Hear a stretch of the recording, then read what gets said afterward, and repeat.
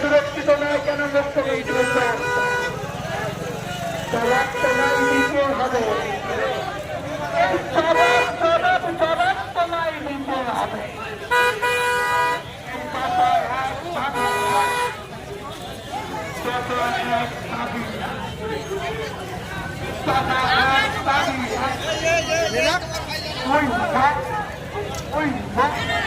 I love you, love, and look at আইএসএফের সংগ্রাম বাংলার বুকে একমাত্র বিরোধী কন্ডাক্টর নৌকা ছাড়ের সংগ্রাম, এই আইএসএফের সংগ্রাম, এই আমার তোমার সংগ্রাম। We run, I run, you run.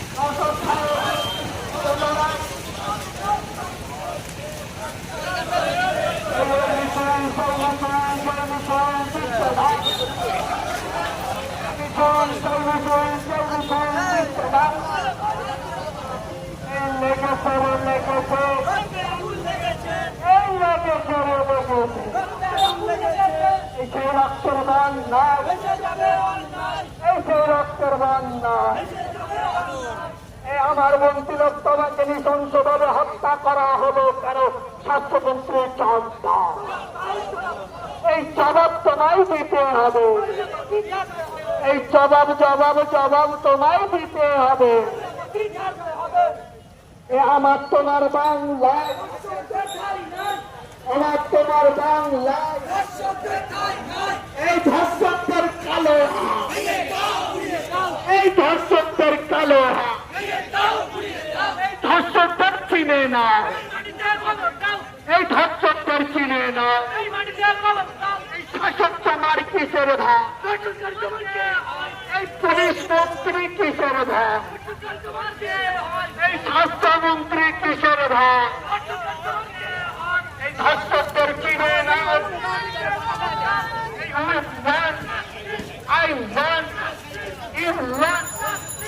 বাংলার বুকে মা বন্ধের একটি সার, এই বাংলার বুকে আনা সেখানে গ্রামে গঞ্জে একটি সার, এই আইএসএফের একটি সার। নৃশংসভাবে হত্যা করা হলো কেন পুলিশ মন্ত্রী চর্চা? আমার মুক্তিরক্ষাকে নৃশংসভাবে ধর্ষণ করে হত্যা করা হলো কেন স্বাস্থ্যমন্ত্রীর চর্চা? সবার সময়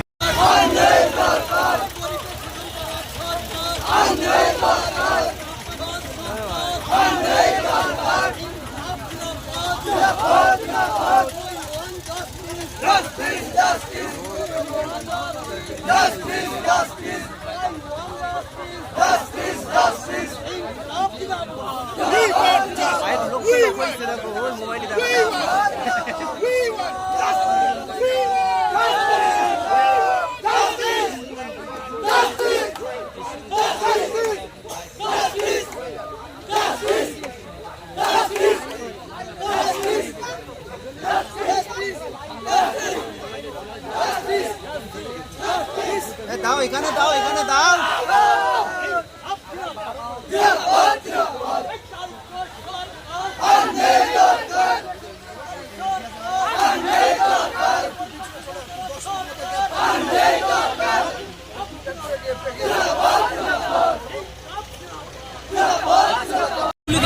জয় শ্রীরামের ধ্বনি দিয়ে মানে হত্যা করা হতো, এখন দেখা যাচ্ছে বাঙালিদেরকে হত্যা করা হচ্ছে, কি বলবে?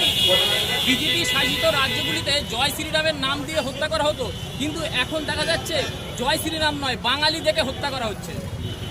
আমার তো আশঙ্কা লাগছে বাঙালি যারা অভিযান চলছে, আমার রাজ্য সরকারের কাছে আমি এখান থেকে এবং মিডিয়ার মাধ্যমে বার্তা দিতে চাইছি, যে সমস্ত রাজ্যে পশ্চিমবাংলার পরিযায়ী শ্রমিকরা আছেন সে সমস্ত রাজ্যের মুখ্যমন্ত্রীর সাথে আমাদের রাজ্যের মুখ্যমন্ত্রী অবিলম্বে মিটিং করুন, ডায়লগের বিনিময় করুন, আমাদের বাঙালি শ্রমিকরা যাতে সুরক্ষিত থাকে তার ব্যবস্থা করুন। কারণ তথ্য অনুযায়ী পশ্চিমবঙ্গ বিধানসভায় যে তথ্যটা দিয়েছে তা অসম্পূর্ণ তথ্য, তাও বলছি প্রায় 22 লক্ষ শ্রমিক পশ্চিমবাংলা থেকে বিভিন্ন রাজ্যে কাজে আছে।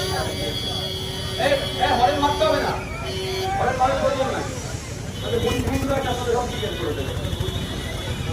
তো যারা 22 লক্ষ শ্রমিক ভিন্ন রাজ্যে কাজে গিয়েছে, আর ভিন্ন রাজ্য থেকে আমাদের রাজ্যে প্রায় 1 কোটি থেকে 1.5 কোটি শ্রমিক আছে আমাদের রাজ্যে।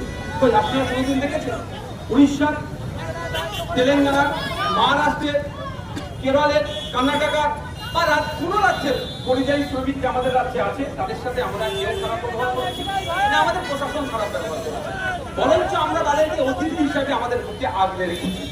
তো আমরা যেমন আমাদের রাজ্যের শ্রমিকদেরকে বুকে আগলে রেখেছি, ভিন্ন রাজ্য থেকে যারা এসেছে আমরা আগলে রেখেছি, আমাদের রাজ্যের শ্রমিকরা যারা ভিন্ন রাজ্যে আছে, এই ড্রাইভার সাহেব লাইসেন্স আছে? লাইসেন্স আছে?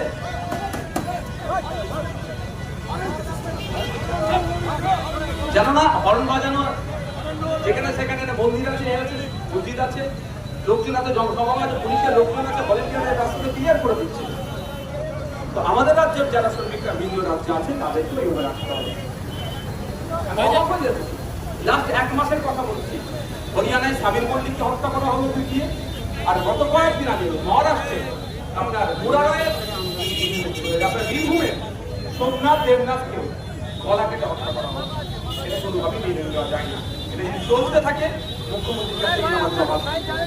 জুনিয়র ডাক্তাররা আন্দোলন তুলে নিয়েছে এবং তারা আন্দোলন যে রাস্তায় চিত্র রেখেছিল সেগুলোকে পানি দিয়ে ধুয়ে মুছে দেওয়া হচ্ছে, কি বলবেন? দেখুন এটা কারণ কি, যে স্লোগানগুলো লিখেছিল সেটা ধর্ষক খুনিদের বিপক্ষে, তিলোত্তমার পক্ষে।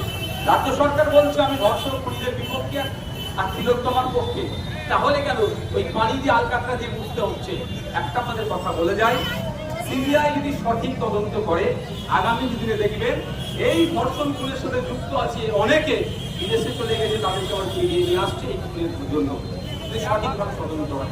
কারণ আমি আপনাদের দায়িত্ব নিয়ে বলছি, এই রাজ্য সরকারের এমন কিছু নেতা নেতার ছেলেরা জড়িয়ে আছে ওই খুনের সাথে, সেই জন্য রাজ্য সরকার বিতস্তত হচ্ছে এবং বিভিন্ন ধরনের তথ্য গোপন করার চেষ্টা করেছে এবং তথ্যকে ধ্বংস করে দিয়েছে। ভাইজান, আপনি যেভাবে সোশ্যাল মিডিয়া এবং গদি মিডিয়া তাদেরকে অ্যালাউ করছেন, মমতা ব্যানার্জি সোশ্যাল মিডিয়াদেরকে অ্যালাউ করছেন না, তাহলে কি সোশ্যাল মিডিয়াদের প্রশ্নের উত্তর দিতে ভয় পাচ্ছেন?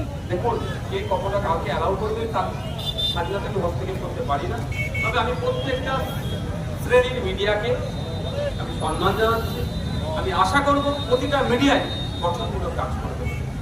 মমতা ব্যানার্জি হয়তো একটু ভয় পেয়েছে, আপনারা এমন কিছু কোশ্চেন কীভাবে করে দেন সেটা আমি নাও মানে উত্তর নাও দিতে পারে, বা উত্তর দিলে ওনার সমস্যা হয়ে যেতে পারে। যদিও মেন স্ট্রিম মিডিয়াও বেশ কিছু এমন কোশ্চেন সবচে এড়িয়ে যাচ্ছে। ইডি কিংবা সিবিআই যেসব তদন্তগুলো করছে বিশেষ করে অনুব্রত জামিন পেয়েছে, এই ধরনের যে আসামিগুলো যদি জামিন পেয়েছে ভালোভাবে দেখুন, আমি বারবার বলছি ইডি সিবিআই সাকসেস রেট অনেক প্রশ্ন থেকে যায়। ED CBI success rate 5%। তো আমি আশা করবো ইডি সিবিআই কাজ সুনাম ফিরিয়ে নিয়ে আসুক, সাকসেস রেট 95-এ নিয়ে যাক অন্তত। Thank you.